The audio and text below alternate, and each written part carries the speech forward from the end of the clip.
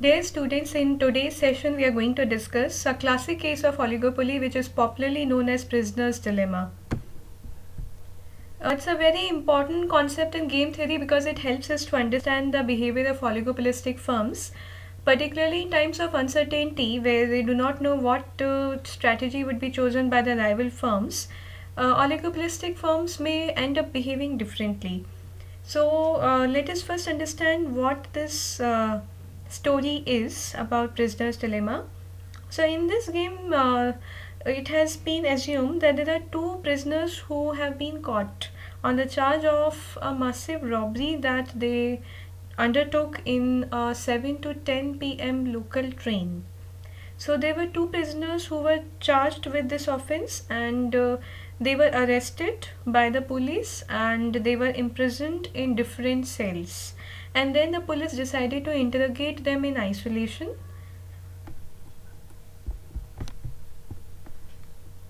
The the choices that they face are these.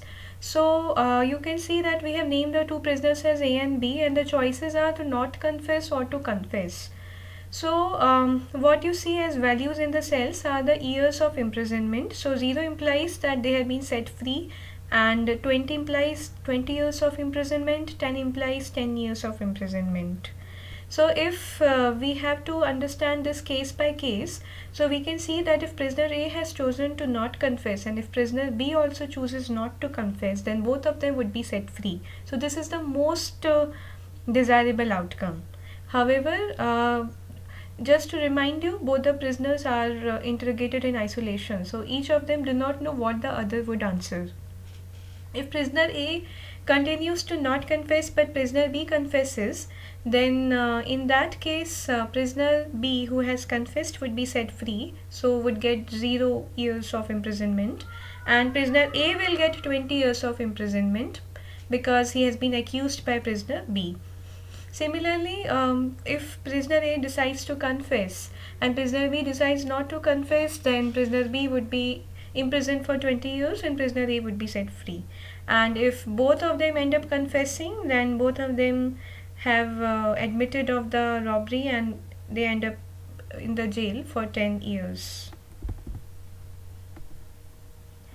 So you can see that the outcome of not confessing was being set free. The outcome of prisoner A not confessing and prisoner B confessing is 20 and 0.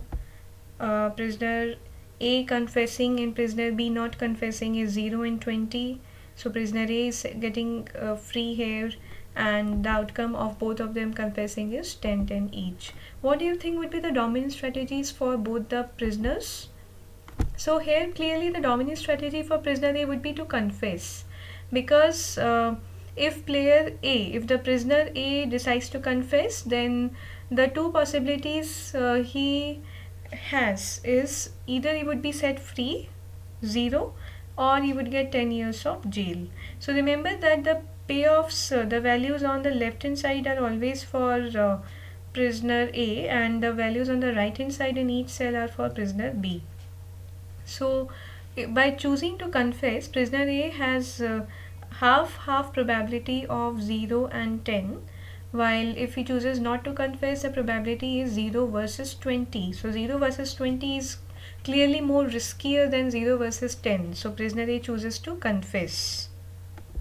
For prisoner B also the dominant strategy would be confess, because if we look at the payoffs he is getting by looking at the rightmost values in each of the cells, then 0 versus 10 is clearly preferable compared to 0 versus 20, which he gets by not confessing.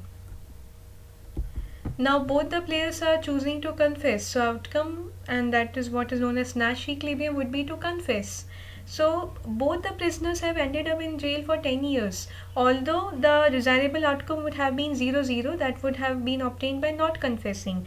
But that is why I said this is a very classic case of oligopoly, and it explains that how non-cooperation and non-collusion can land up the participants or the players in bigger problems. And that is why this is a very important case which helps us to understand that how oligopolists may be behaving in reality. in reality they may be not choosing decisions wisely. They could have got higher profits if they plan to collude, but they do not collude, they do not cooperate, they continue to act independently, they continue to act on self interest, selfish motives, and that is why in general, in reality, the outcomes that you generate are not so optimum. I hope you understood this case. We'll meet soon. Thank you.